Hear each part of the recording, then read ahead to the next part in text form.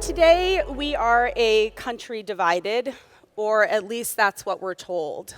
We are torn apart by immigration, guns, and healthcare. But what if underneath the noise we're actually not so divided? What if the very things we don't ask about are the ones that we most agree upon? Because it turns out that when we ask a different set of questions, the answers are startling. We agree, not on healthcare, but on something far more powerful. We agree on health. So for 25 years, I've been obsessed with one question, which is, what do all of us need in order to be healthy? As a college student in 1995, I spent months talking with physicians at a chaotic hospital in Boston, asking them, what's the one thing your patients most need to be healthy? And I heard the same response again and again, an answer we've heard hundreds, honestly, probably thousands of variations of since. They said, every day we have patients that come into the clinic, patient has an asthma exacerbation, we prescribe controller medication, but we know that the real issue is that she's living in a mold-infested apartment, and we don't ask about those issues because there's nothing we can do. We practice a don't ask, don't tell policy. Now, it seemed that it shouldn't be that difficult to design a doctor's visit around what people actually need to be healthy. So I founded, and then with Rocco led, Health Leads, an organization enabling thousands of physicians and other care providers across the country to ask their patients, what do you need to be healthy? And then prescribe those things. Fruits and vegetables, heat in the winter, electricity for the nebulizer, transportation to the doctor, and we then navigated patients to those resources in their communities. The model worked. A Mass General Hospital study found that navigating patients to basic resources is associated with improvements in cholesterol and blood pressure levels, similar to introducing a new drug, but without all of the side effects. So 25 years later, what's changed? It's now widely recognized that just 10% of health outcomes are associated with clinical care, whereas up to 70% are associated with health behaviors and what's called the social determinants of health. Basically, everything that happens in people's lives for that vast majority of time when they're not at the doctor's office. But let's be honest. Is our $3.5 trillion healthcare system, is all of this fundamentally designed to deliver health? And the answer is absolutely no. When we add up the decisions we make as a country, it looks like this. So these are the OECD countries. We all know that the US spends more on healthcare than everybody else and gets worse health outcomes. But what's really striking is that when you actually add up our healthcare spend and our social spend, we're totally in the middle. It's just that our ratio is inverted, which is to say it's less about how much we spend and rather how do we choose to spend it. The truth is that in this country, we so often fail to ask the right questions of our physicians, of our patients, and of our citizens. We ask about and argue about healthcare. But what about health? What do voters think about health? So Rocco and I launched the Health Initiative to catalyze a new conversation about and investments in the drivers of health. And the first thing that we did, which was totally new to us, is we hired one of the country's leading Republican polling firms and one of the country's leading Democratic polling firms, who for the record had never worked together, to ask voters, really consumers, across the country, what do you need to be healthy? And we learned a ton. So the first thing that we learned is that most people have no idea what we are talking about in healthcare. Voters actually hate the language of social determinants of health. They are offended by that language. They would say to us, you are telling me whether or not I can feed my family is a determinant of health. That's predetermined. I have no agency over that. Or I think our favorite was the person who said, what uneducated person came up with that language? But when you strip away the ridiculousness of our language in healthcare, people know exactly what they need to be healthy. So in Charlotte, North Carolina, we had two focus groups, one of African American women Democrats and one of white Republican women. And the pollsters asked them, if you had $100 to spend to buy health in your community, how would you invest it? It turns out they agree nearly to the percentage point. First, both groups agree that they would spend the vast majority of their dollars outside of the healthcare system. And second, they want to spend about 19% on affordable housing and about 25% on access to healthy food. So I am sure you are thinking, this is a fluke. We thought the same thing, but it's not.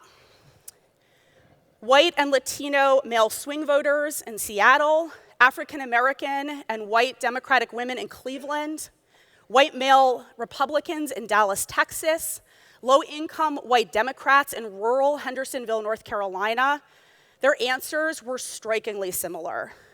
Across race, gender, political party, socioeconomic status, geography, rural, urban, the voters agreed. They were clear.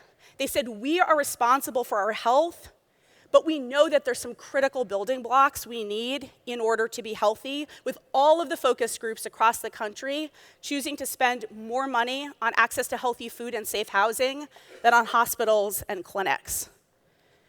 This notion that we might just agree on what drives health is such a powerful one. And over the past year, we've been working with the North Carolina Medical Society, which represents about 12,000 physicians in North Carolina. And we asked some of the physician members the same question. If you had $100 to spend to deliver health in your community, how would you spend it? And what's striking is not just that their answers mirror those of the voters, but the docs would spend even less money on traditional health care and even more on what they know drives their patients' health. And to be clear, this wasn't just the primary care doctors. The specialists agree as well. The question is why? Why do we agree on health? And it seems that part of it's just common sense, right? We all know that the things that we need to get healthy, like medicine and medical care, are not the same things that we need in order to be healthy, to not get sick in the first place. This is something that we all know. But it's also about common experience. In a study of 5,000 patients, 24% of those with commercial insurance still struggled to access healthy food, safe housing, and other basic resources. 24%. That's something like 42 million commercially insured Americans who struggle to make ends meet. And that number goes up to about 117 million when you look across Medicare, Medicaid, and self-pay. And this is honestly exactly what we saw in the focus groups as well. All of the voters, all of these consumers, knew what it meant to struggle, either themselves or their families or their neighbors. One of those white Republican women in Charlotte was a waitress, and she spent the focus group struggling to stay awake with the help of a big gulp soda. She told us that she worked 2 jobs, but still could not afford a membership to the Y. But it was okay, she said, because she also could not afford gas and walked 10 miles to and from work every single day. Listening to her, I had this familiar panic rise in me, the residue of my own childhood. So when I was 10 years old, I found my father on the living room rug in the grips of one of his many depressions. And when I crouched down next to him, he told me that he planned to kill himself. My father lived, but he struggled to work. And my family survived, but we teetered, down one paycheck, relying on my mom's school teacher's salary. Even as a little kid, I knew we lived in the shadow of financial and emotional collapse. Now, it is really hard to say this, especially in a room like this, because it's taken me 25 years to be honest with myself that this is why I do this work. I know that for my father to recover, he needed health care, but for my family to be healthy, we needed something more. We needed a decent income. And I know, as so many do, far more than I, that panic when the basics threaten to slip away. To the voters in the focus groups, the answers were really straightforward. One of those white Republican women said, instead of putting all of this money into healthcare, why don't we put it into affordable housing? You know, like take it and distribute it differently. And the voters were also clear on what leadership means at this moment. It is not about changing minds. It is about changing the questions we ask from healthcare to health and being willing to lead on the answers. Thank you.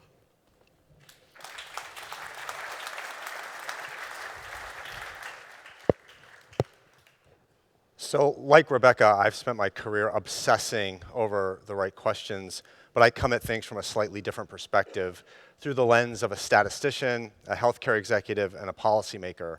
In 2011, I was asked to help launch and lead the CMS Innovation Center that was established through the Affordable Care Act. We had about 100 staff in the early days, a $10 billion budget, and the audacious belief that we could do what no one had done before, create a healthcare system that works for most Americans, but didn't bankrupt the country in the process. To do this, we had 3 goals, the triple aim, that galvanized the country like nothing before it. The first aim was to improve medical care, like reducing surgical infections. The second goal was to reduce costs, like eliminating unnecessary tests. The third goal was the most ambitious and hardest of all, was to actually improve the health of Americans. Over the course of 5 years, we launched at least 30 new ways to pay for and deliver care in every state in the US. We saved the government over $20 billion and reduced the number of patients harmed in hospitals by 2 million. I even have an award in my office for saving 87,000 lives. We were determined, we were dogged, but in the end, we were wrong. And that's because even though we started to make significant improvements to the healthcare system, we did little to improve the health of most Americans. And the hardest part was we didn't understand the difference between healthcare and health. We failed not because our intentions were wrong, but because we weren't asking the right questions. We talked about medical homes, a way to coordinate a patient's healthcare, but we never asked if patients had actual homes. We penalized doctors if their diabetic patients weren't taking their medicine, but never asked if those patients were making hard choices between buying food or buying medicine. And we even paid doctors to ask their patients and document if they had been bit by a pig, pecked by a turkey, or sucked into a jet engine, but not to ask if they were hungry. Over the course of 5 years, I did a distance commute to the Medicare Innovation Center in Baltimore, Maryland, using the same airport shuttle driver almost every week. He was a 70-year-old veteran who walked with a terrible limp, and we would constantly argue over who would put my suitcase into the van. The ride to the office was typically long and slow because he would have to stop the van halfway, get out, walk around it a couple of times, and then get back in. He explained that to sit for too long was just unbearable, and he couldn't do it. He needed a hip replacement, but the Veterans Administration had lost his paperwork, and he didn't have time to figure out what to do. If he didn't work, he didn't eat. One day, he asked me where I worked. I said I work for Medicare, and I could immediately feel the van slowing down.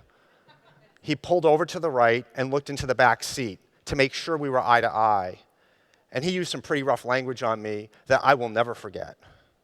He said, "Fuck Medicare, they're not there for me." And then he started to drive off. He wanted me to be absolutely certain that whatever progress I thought we were making in Washington, D.C. wasn't reaching him. And the hard part was I know he was right. With all of the sophisticated talk around healthcare reform, innovation, patient safety, artificial intelligence, the system was still missing him. He had no idea that we were lowering the cost of healthcare in the country or that hospitals were getting safer. To him and so many other people, the work we did was invisible because it had no impact on their day-to-day lives. And I was reminded of that every time I started my week in his van. And I realized I can't do this anymore. Ignore this gaping hole that exists between the realities of people's lives and the choices and the decisions that we make as policymakers, and this black hole that often robs people of their dignity. At that moment, I knew I would eventually leave the federal government, and shortly thereafter I did. I joined Health Leads, and I realized at Health Leads, they were enabling doctors and hospitals to ask the very questions that we weren't in the federal government. What do patients actually need to be healthy? And then connect patients to those resources in their communities. One of those patients was a teenage boy who showed up to a hospital in Baltimore losing weight. And while his doctors and nurses were huddled up trying to figure out what lab tests to order and which metabolic panels to run, a colleague of mine asked the boy if he was hungry. He said he had been kicked out of his house and hadn't eaten a meal in weeks. He was so relieved that someone finally asked him that question. For all our obsession of lowering the costs of healthcare, somehow we've created a system where we don't think twice about ordering thousands and thousands of dollars of lab tests. But asking a patient if they're hungry is so far outside the lines, we fail to ask it at all. A few weeks into my time at Health Leads, someone showed me data on food insecurity, meaning the number of families that can't afford healthy food. And I remember thinking to myself, oh shit. I've been leading health reform for 5 years, and we never looked at food insecurity data. Honestly, I didn't know it existed.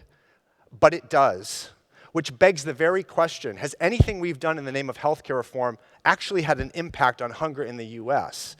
And the answer is no. Now, if you'll humor the statistician in me for one moment, I'll explain what I mean through a visualization. This simple chart here is looking at the rate of extreme hunger in US families over time. And what you can see is that between 1995 and 2007, the rate is relatively stable at about 3.7%.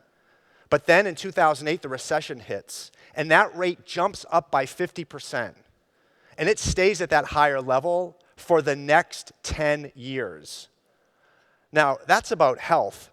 But these red arrows here on the bottom, that's about healthcare. Those red arrows represent some of the major healthcare reform milestones of the last 15 years. The patient safety movement, accountable care organizations, the Affordable Care Act. We're talking presidential declarations, thousands of pages of legislation, and trillions of dollars spent.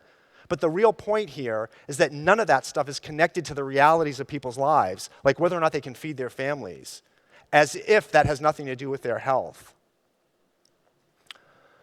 Shortly after I left the Innovation Center in 2016, we got the first glimmer of hope that the federal government was moving in the direction of health when its leaders announced what they called a historic pilot that for the first time would test whether paying hospitals to ask patients about food and other things they needed to be healthy actually saved the government money. But there's a catch. The research protocol says if your patient is hungry and has been to the emergency room 2 times, then they get help accessing food. But if your patient is hungry and hasn't been to the emergency room, then they only get information about food. They get a piece of paper.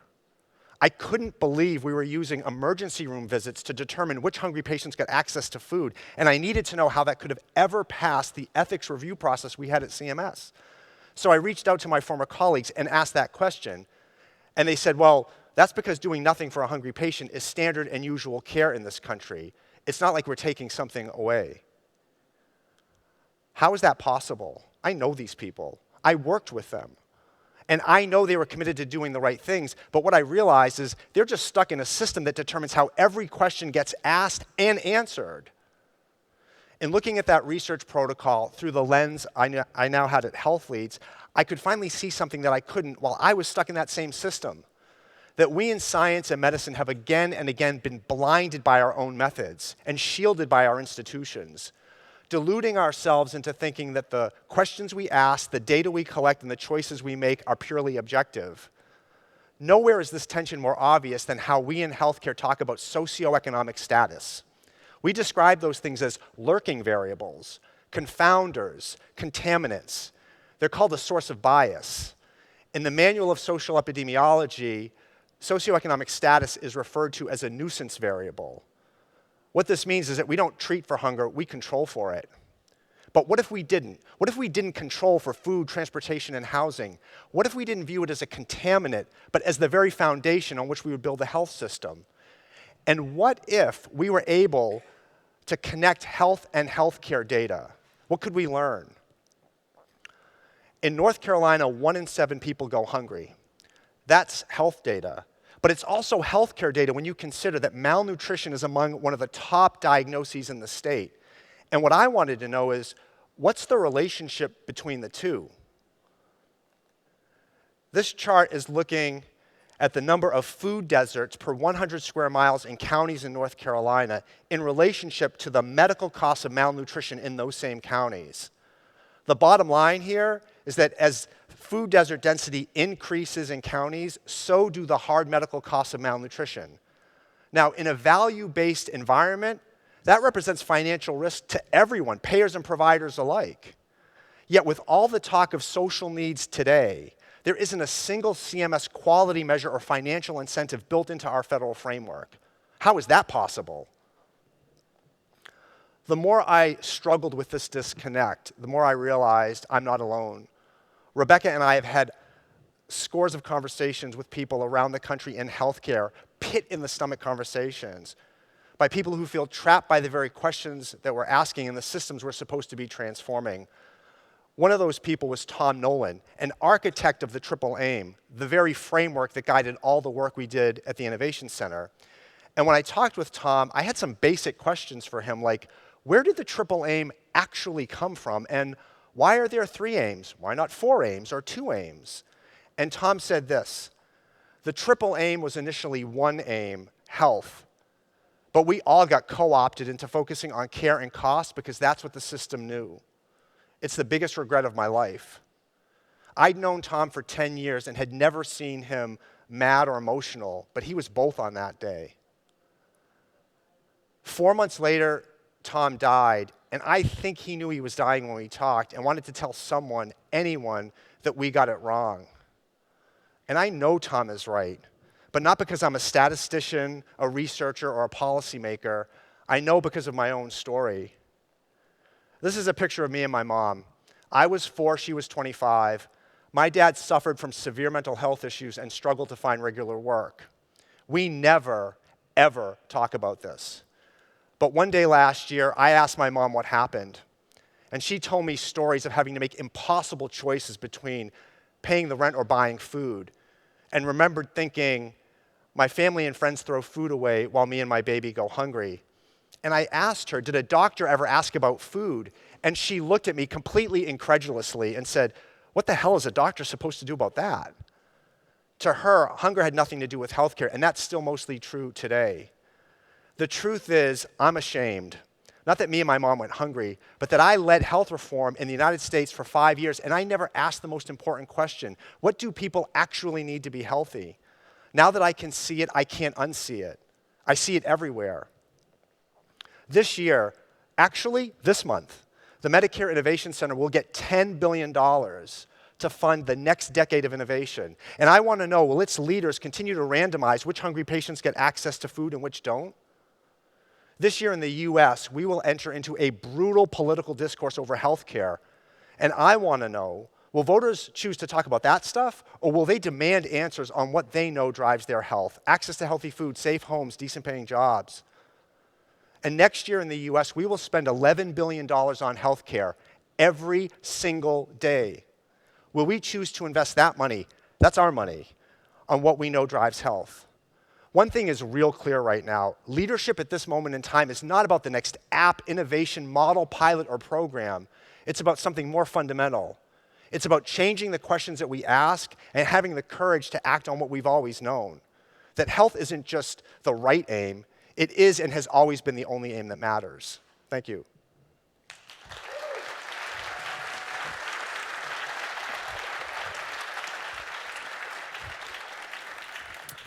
Thank you. From healthcare to health, I mean, these are really important discussions to have, and you've created this new health initiative. We've got an amazing community here. How can they better integrate this into whatever setting they might be in around the planet? I mean, I think, as you can tell, for us, it's less about having exactly the right answers, but it is really important to be asking the right questions. And what we see as we work with and talk with folks in healthcare across the country is a sort of profound shift in questions. We think about, for example, Mandy Cohen, who's the Secretary of Health in North Carolina, and her 3rd day on the job said to us, what if I, as secretary, wanted to buy health instead of healthcare? And has built, has reimagined like the very purpose of the agency, the very purpose of Medicaid managed care around that notion of buying health. And she said this thing where she said, I have 16,000 employees. They're going to make millions of decisions. If every one of those decisions is an answer to that question, how do we buy health, we'll end up in the right place.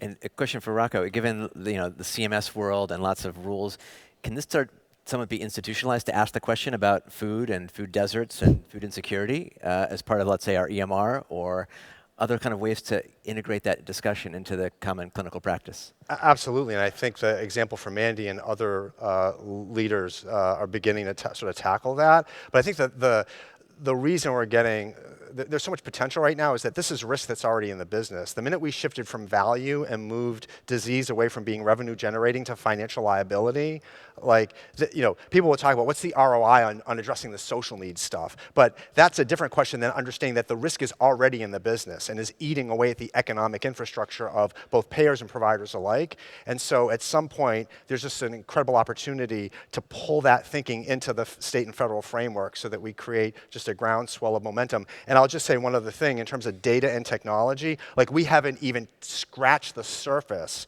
on understanding the economics of that one slide that I shared. When you think about the data potential in this room alone and the technology potential, what are the questions that we are asking from a data and a measurement point of view? Thank you for your work, and everybody help them get it moving forward. Thanks so much. Thanks. Thank you. Thanks. Thank you. Thank you.